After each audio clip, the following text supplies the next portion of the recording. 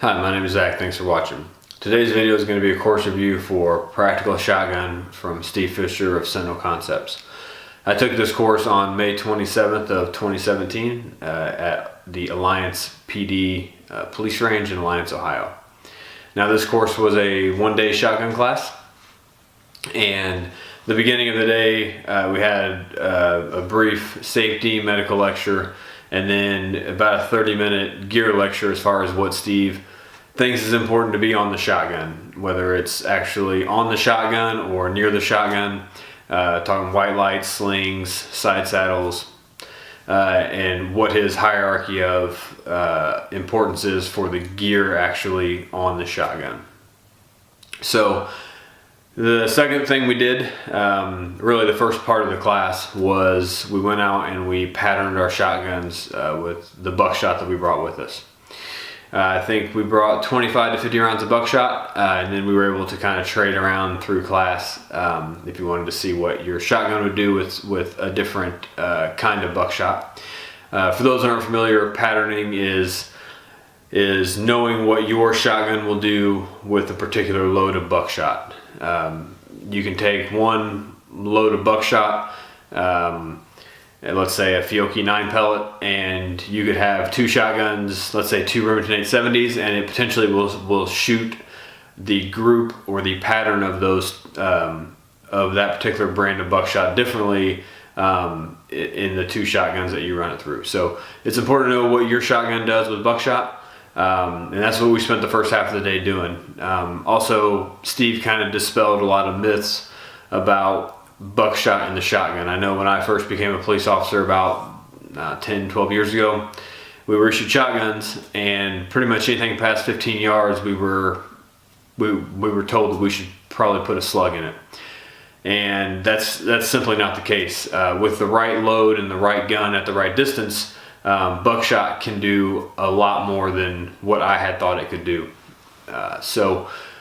And then even Steve went back further. I think we patterned our guns out to 30 yards, and then Steve went back with some of his shotguns and some different buckshot loads, and kind of showed, you know, what it can really do if you really get the right load for the right gun. I think he was making hits at 40 to 45 yards with different kinds of buckshot out of some of his shotguns, and he was getting all of the pellets, you know, on a human-sized target at 45 yards, which I thought was pretty impressive, but also like it was a little mind-blowing for me that buckshot can do that.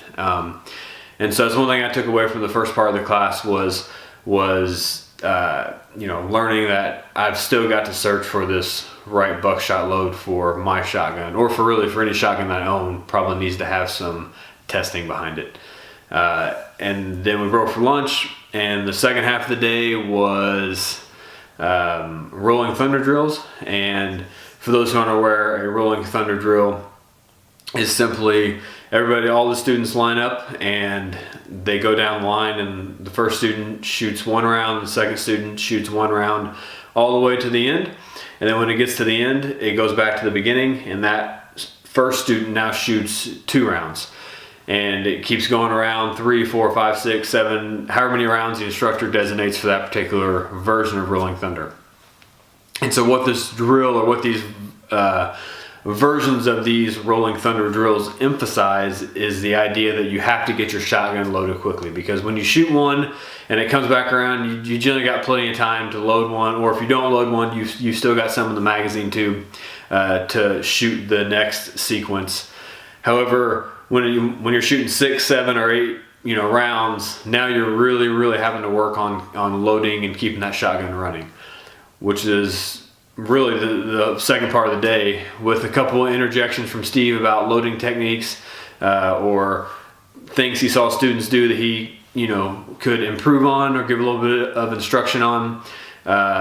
Steve really just let us do different versions of Rolling Thunder all day long, and every time we would do a drill, he would kind of add something in, and then we'd do it again. He'd add something in just to make it a little more difficult and to kind of stimulate your mind a little bit. But that was the second half of the day. And so when I think about this class, it's a one-day class, but it's broken into 2 parts. Knowing what your shotgun will do with buckshot, which is important.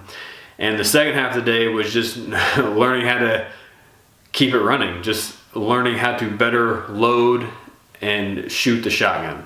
That was it.